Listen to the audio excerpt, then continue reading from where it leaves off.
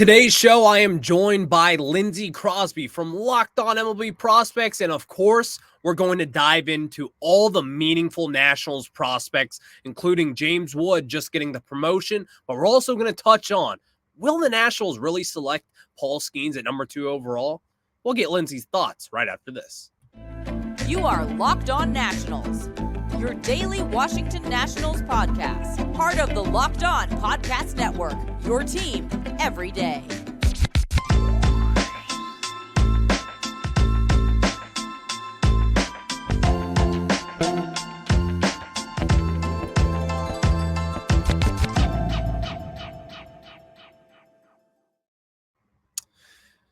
Today's episode is brought to you by Game Time. Download the Game Time app, create an account, and use code LOCKEDONMLB for $20 off your first purchase. Last-minute tickets, lowest price guaranteed. And I'm Ryan Clary, the host of the Locked On Nationals podcast, part of the Locked On Podcast Network, where you get your team every day. And if you are an everydayer out there, you know where to find me at Ryan Clary 11 over on Twitter. Follow the show page as well at LO_Nationals. But let's waste no time. Let's get right into it as Lindsa Crosby and I did a deep dive on the Nationals farm system and much, much more after this.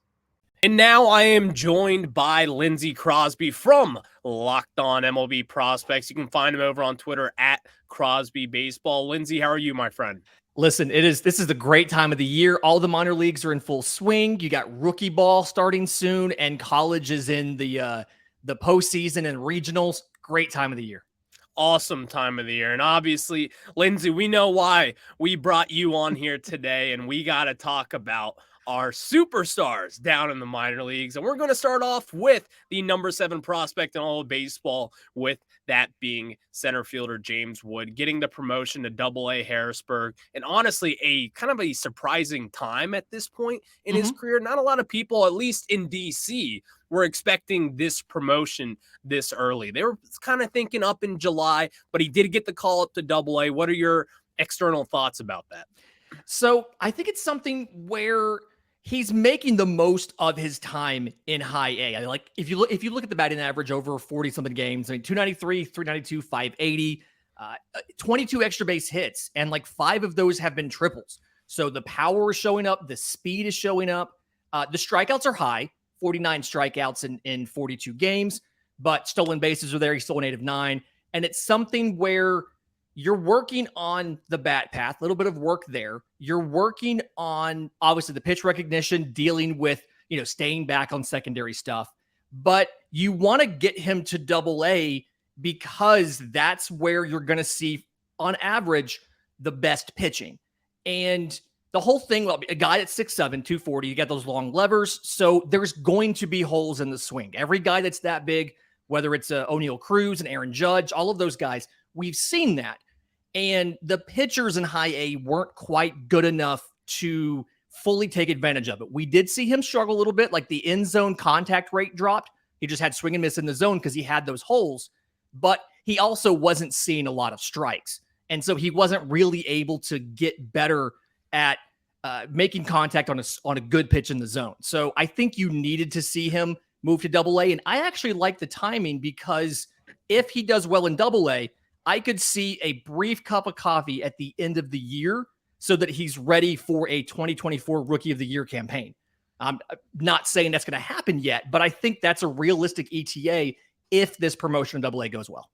And, it's interesting you brought that up because a lot of people, including myself, like I kind of speculated. I'm like, I think the Nationals are intending, if all goes well in Double-A, if his development continues on this path, then I would expect for him to be in the major leagues by, September call-ups. Obviously, that's usually the prime time for prospects like himself. He's only 20 years old right now. I believe he's turning 21 over this summer, if I remember that correctly. But September.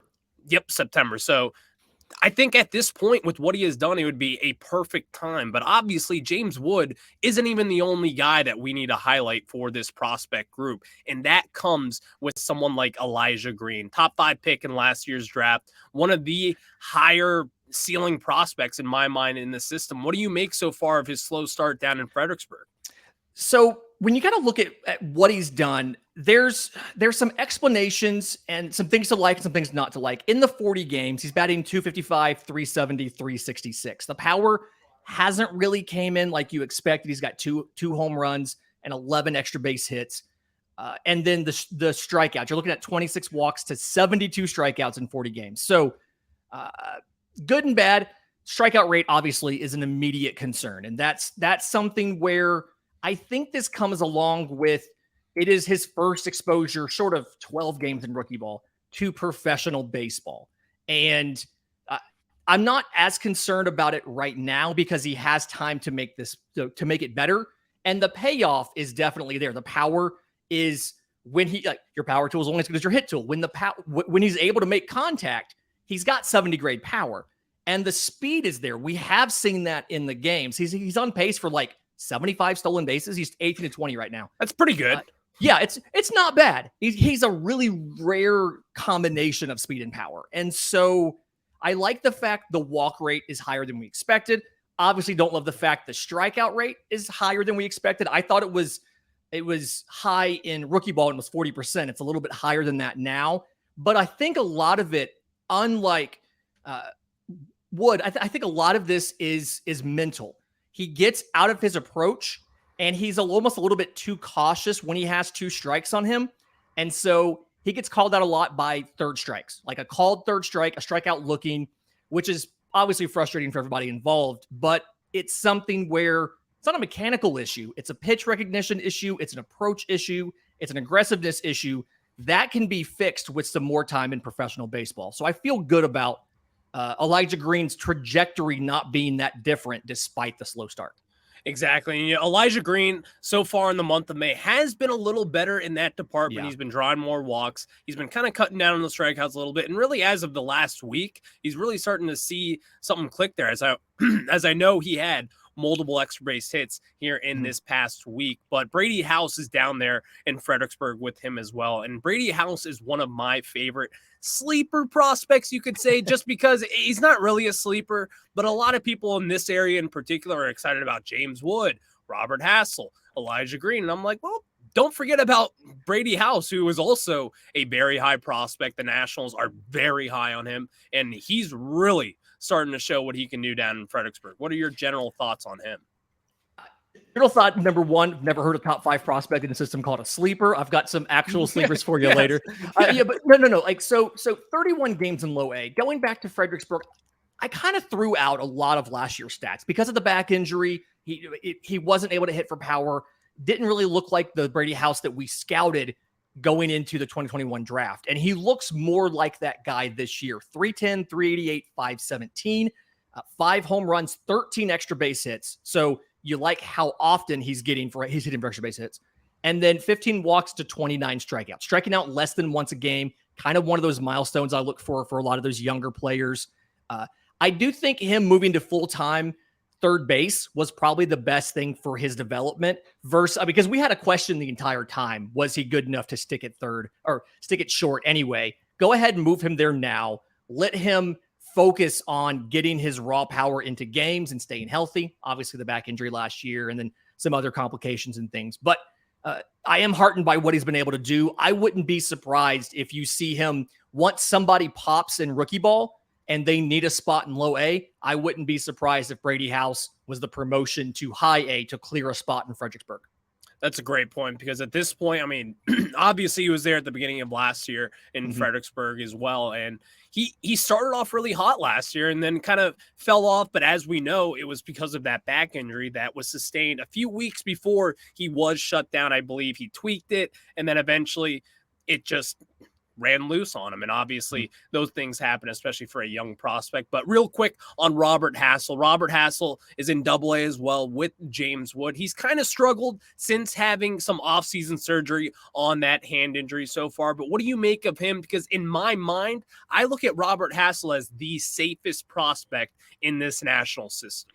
Yeah, I mean, the floor is definitely there, right? Like when you look at him, you think the defense is at least above average, the speed, the arm. He's going to be able to stick in center field, right? When you look at what he's done this year in Harrisburg, 255, 366, 340. The power production hasn't really come in. He has 7 extra base hits, but no home runs. 17 walks to 33 strikeouts. So he's drawing enough walks. He's not egregiously striking out. It is more than once a game, so that's a little bit of a bummer. But I feel like the floor is high, and I feel like a lot of this is still him getting back from the time that he missed. 1 for 4 on stolen bases. There's some sort of disconnect there. Tells me it's a little bit of rust, a little bit of adjusting to the speed of Double-A and how much better the guys are there. But I'm still confident in Robert Hassel and what he can be. Again, I do like the fact that he's walked as often as he has. 17 walks in 24 games is a great ratio. You'll take that all the time. Mm-hmm. And so I think as he gets farther out from that procedure, he gets healthier. You're going to see more of that power show up. I still don't think the ceiling on the power is anything more than maybe fringe to average at best, but you'll see the batting average come up and you'll see him start to get a little bit more pop, especially if he pulls something.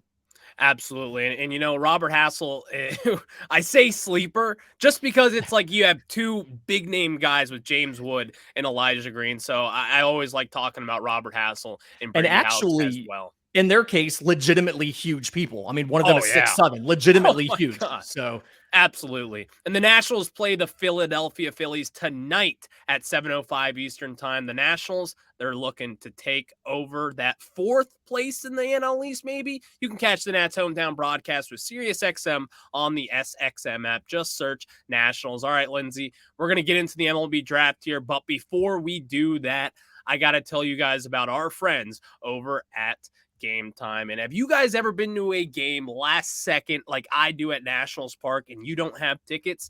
Game Time is a place for you to get that, because I was out there the other day. I didn't have a ticket. It was 7 o'clock on the dime. And I was like, I need to get tickets. I opened up Game Time, and at 7:02, I had tickets in hand, ready to go. I was in my seat at 7:07. It is that easy. And I want you guys to take advantage of the best ticket system out there. And that, of course, is Game Time, with lowest price guarantees, event cancellation protection, job loss protection, and more. And guys, snag the tickets without the stress with Game Time. Download the Game Time app, create an account, and use code Locked On MLB for $20 off your first purchase. Terms apply. Again, create an account and redeem code Locked On MLB for $20 off. Download Game Time today. Last minute tickets, lowest price, always guaranteed. And now we get back into it, as we are going to be discussing the MLB Draft as the Nationals hold the number 2 overall pick. And Lindsay, you follow this thing just like I do, as this is what I have been waiting for all season long. And the debates are already coming. I know Locked On Pirates host Ethan Smith and I have been going back and forth on, and I keep on telling him, I'm like, man, Paul Skenes looking pretty good. You better pass on that Dylan Cruz guy. So obviously the Nationals are slated to take Paul Skenes. And in the offseason, both you and I talked about that with Mike Rizzo, loving that right-handed pitching prospect who's throwing upper 90s, sitting upper 90s, really, and with a devastating breaking ball, which is what Paul Skenes has. So let's start on Paul Skenes first, because that is the expectation. Am I right? Yes. Everything, like all the signs that we have, says that Pittsburgh's probably going to take Dylan Cruz from LSU. He's projected to be the best player in the draft. So he's the slam dunk number 1, but we've seen random things happen before, like last year, whenever I thought it was Drew Jones. The thing with Paul Skenes, so I got a chance to actually watch him in person. He came to Auburn through, I want to say 7 1/3 innings of maybe 3-hit baseball. It legitimately was one of the better pitching performances I have seen in college ever. Like, not just this season, not just the last couple of years. I would remark how dominant he is in college to Steven Strasburg when he was in college. So Skenes on the year, in his 15 games, he's 10-2 with a 1.89 ERA. He struck out 167 guys in 90 innings. So like 16.6 per 9. And he's averaged just over 1 walk per start, 17 walks in 15 games. Watching him, the 4-seamer, 98, 99 miles an hour. He has a 2-seamer as well, exact same velocity. When I saw him, I had a TrackMan dashboard on, like, in the press box in front of me. I watched him put 3 consecutive high 80s sliders at the exact same point down and away on back-to-back pitches. And then being able to take a power changeup, it sits high 80s, and land that for a strike whenever he wants to, it's probably the 3 best combination of pitches in the draft. I personally like Paul Skenes over Dylan Cruz. I'm one of the few that has that opinion. Some of that is colored by Dylan Cruz not having a great series when I saw him, but I think Paul Skenes is real. I think he's spectacular. And I think if you draft him in 2023, he's in your major league rotation barring injury, by the end of 24, if not the beginning of 25. And that is what is so appealing about this for the Nationals, just because with this rebuild, what we have seen so far as Nationals fans this season is that we really aren't that far off. And the pitching has been great, getting Mackenzie Gore. You got Josiah Gray really stepping it up this year. And obviously Jake Irvin has come in, pitched well here and there. And Patrick Corbin hasn't been the worst starting pitcher in all of baseball. That's improvement. That's improvement. Big development for him. And so with Paul Skenes, the potential of him, and here's what is actually scary about him. This is his first year as a full-time pitcher. What can this guy do once he has developed? And especially for a system like the Nationals, who with big-time pitching prospects, they have done a very good job as far as developing them with Steven Strasburg, Lucas Giolito back in the day. You could even pin him in that conversation as well. And the Nationals have done this well, and Mike Rizzo in particular has done this well. So I think a lot of Nationals fans are really giddy about what could be happening with Paul Skenes. Yeah, so some of the background for fans who aren't quite sure. He transferred into LSU from the Air Force. And at Air Force, he was a DH. He played first base, and then he also pitched. And so he had above average chase and strikeout rates, but he had tons of power and profiled as a top 5 rounds pick as far as a first baseman and a DH as a power slugger. So you've got that to go along with the pitching. If you wanted to reintroduce that in the minor league level, you absolutely could. But it's just to see the fastball be as good as it is. I mean, it's an 80 grade pitch. It is probably the best fastball in the draft. I'd have the slider as a 70 grade and the changeup is somewhere between above average to plus. And having pitches that good and having that many together is incredibly rare. And those are the kind of grades that you put on a guy who you legitimately think could be an ace in the future. And I think it's a very fast rise through the minors. So if he's there, it's not even a debate. It's not even a question. If he's there, as soon as Dylan Cruz is off the board, if I'm the Nationals, I've got Skenes' name on the card already, and I'm at the podium handing that in. Absolutely. And that's got to be the pick, in my opinion. But obviously, there are some experts out there who do believe the Nationals should and will go a different route as far as taking an impact back. Let's just, in this instance, Dylan Cruz is off the board, we'll say for now, but we're going to get into him just a little bit later on. But Wyatt Langford, the outfielder from Florida, and something about you, Lindsay, that Locked On Nationals listeners may not know, you do cover baseball in the SEC. I believe you write for Auburn and talk about their baseball team there. So you have all seen these guys in person. So what can you tell me about Wyatt Langford and what he does best? So Wyatt Langford is probably one of the better, if not the best power hitter in the draft. He does very good at launching home runs to all fields. And I'd say his power tool is better than his hit tool. Fantastic against fastballs, especially velocity. I haven't seen a fastball hitter like this in quite a long time. So very good against fastballs. He does struggle a little bit with breaking balls on the outer half of the plate, but nothing you can't fix with a little bit of time. And then defensively, could play center field. He has experience as a third baseman, as a catcher in high school. I think he's probably going to end up as a corner outfielder, and I think he'll be an above average corner outfielder. But look at what he did this year. 398, 521 with an 823 slugging in the SEC. 42 extra base hits in 51 games. Was almost good for an extra base hit per game and only struck out 36 times. So not a huge speed threat. He's got decent speed, stole 6 bases, but really is just there to hit tanks and make plays in a corner outfield spot for you. And very advanced pitch recognition for the most part, except for that mechanical hole against breaking pitches on the outer half. And so a lot of people are talking about this, how the Nationals should not be taking a starting pitcher in this round. And it's you talk about Wyatt Langford and this Nationals farm system right now, they are loaded with outfielders prospects. And obviously I listen to you guys, the professionals, the people who cover this. I mean, seriously, like this is what we do. And this is what you cover. This is the stuff that you live for. And I just can't see us passing on Paul Skenes for, even if Wyatt Langford is going to be a multiple time Silver Slugger. Like I in my mind, Paul Skenes is a Cy Young type of pitcher. And when you have someone with that potential, you have to take him. Am I wrong?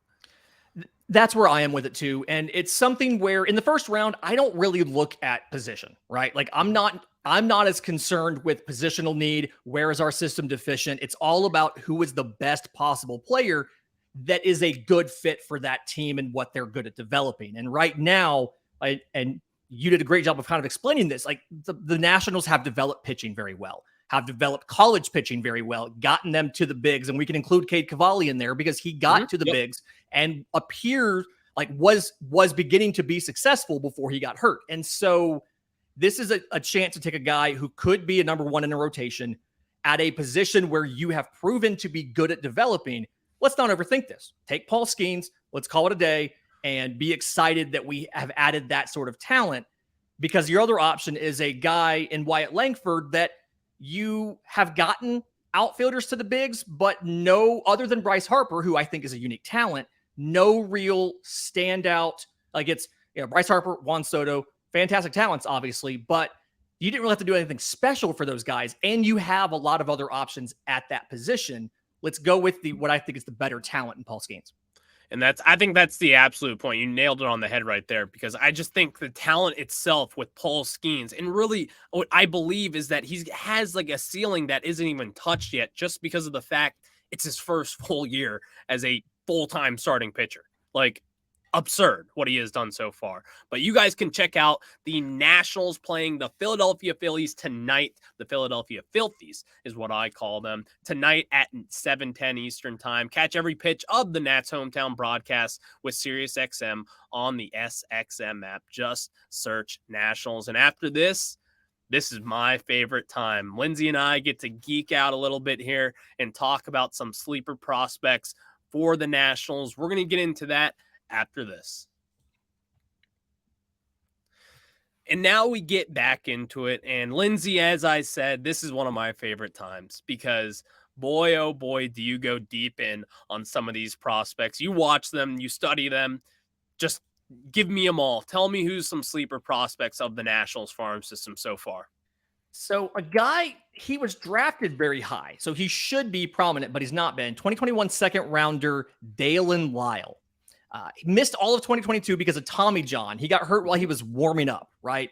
And so you had 19 games from rookie ball, and that's the entire, like, that's all of the professional games that he had. Well, right now, Low A Fredericksburg, he's back this year, 38 games, 276, 368, 428, 3 home runs, 14 extra base hits. And the thing here is, he struck out 34 times, so less than once a game. He's walked 22. So I like the pitch recognition, especially after missing an entire year. And almost perfect on stolen bases, 13 of 14.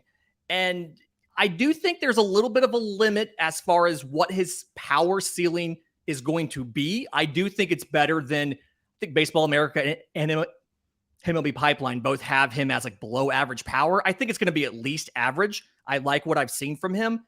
But the defense has improved as well. He really feels like he can be a left fielder that can lead off, a high average on-base guy in the mold. I don't do a lot of comps on the show, but like a stylistic mold of a guy like a Stephen Kwan, who's going to give you a really good batting average, can run into a couple if you leave some mistakes, but is going to be the catalyst for your offense. I don't think enough people are talking about the return of Daylen Lile as a top 15 prospect in this system. And so a lot of Nationals fans, obviously he started the year scorching hot, and he's kind of cooled off just a little bit, but even then his numbers are really impressive nonetheless. Is this someone that you could see being a top 100 prospect on most MLB Pipeline, Baseball America? Is this the kind of guy that we could expect to see a pretty quick rise out of? By the end of the season, I think he could get there. When they do their end of season re-rates, depending on how highly they've rated the top of this draft class, I do think he has the potential to get there. Now, sometimes those guys that are hit overpower, sometimes they're not quite appreciated like they should be by your Baseball Americas, by your MLB pipelines and things like that. But talent-wise, I feel like he is worthy of a top 100 inclusion by the end of the season, provided he continues the trajectory that he's had in Fredericksburg. And I would assume next time he gets a heater, he's probably one of those guys they want to go ahead and get into high A, given that it is his third year of control at age 20. They're going to want to get him into a higher level of competition. But I do think he could be a top 100 guy by the end of the year if it all breaks right.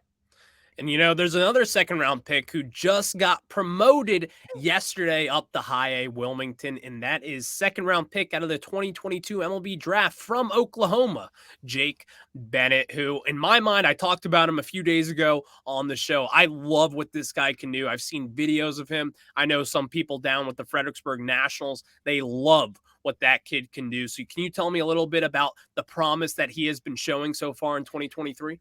He's rewarded the Nationals for drafting him twice. He was a 39th round pick in 2019 out of high school.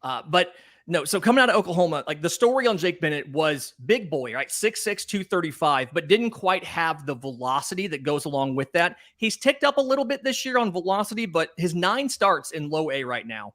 The record isn't great. 1-3. We don't care about record in the minors, especially the low minors. The defense is so bad. But 1.93 ERA in 42 innings, 54 strikeouts, like 11.5 per 9, to only 8 walks in 42 innings. And he's given up 2 home runs. I love the combination of weapons, and I also love how he uses them. So fastball, really good changeup, and a sweepy slider. And usually those sweepers have one of the highest platoon splits of any pitch because it's such extreme movement to the glove side that it's hard to use it against a batter of the opposite handedness. He does a really good job at landing it for a strike against both. It's obviously more effective, against the same sided hitters, but he's got that changeup as well that does really well against righties. And so he can throw the sweeper to both lefties and righties. He's got the fastball really good up. The changeup is really good against righties. It gives him a kind of a unique arsenal because not a lot of guys can go to that sweeper in both situations. So I like that. I think if he could add a little bit of velocity, where maybe instead of sitting 91, 92, if he can sit 94 or so, touching 97 with the deception he gets, the extension, which makes it all play up, I think you've got a guy that has a higher ceiling than a number 4, number 5, but you're looking at like a number 3 pitcher, especially if he develops something like a cutter. Mm-hmm. That's a great point, honestly. And obviously, Lindsay, we don't have all day here. We do have some limitations, but I do want to get into who's been hot and who's been not in this farm system. As obviously James Wood, you can say it now, he's been very hot. Am I right? James Wood has been very hot. Very excited again. I still think he's on track for a 2024 Rookie of the Year campaign. Going to be very exciting.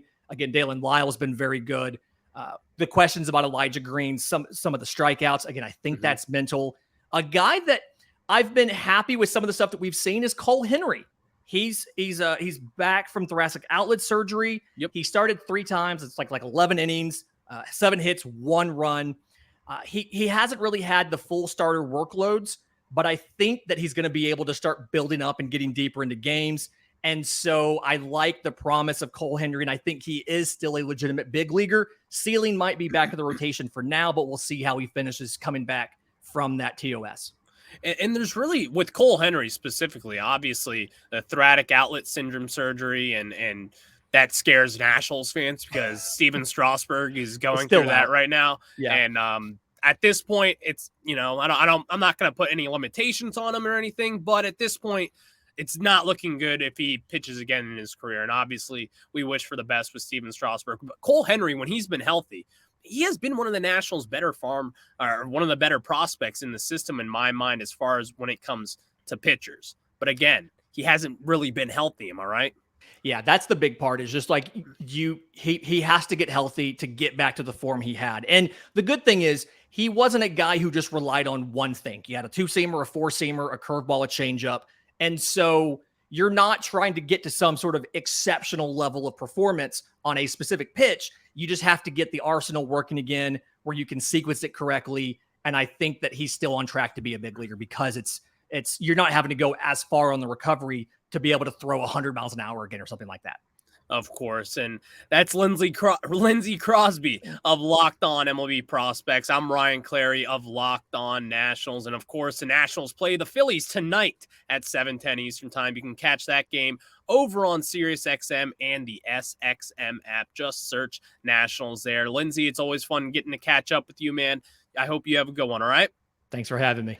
Thank you, guys. And I'll catch you guys on the flip side. Go Nationals.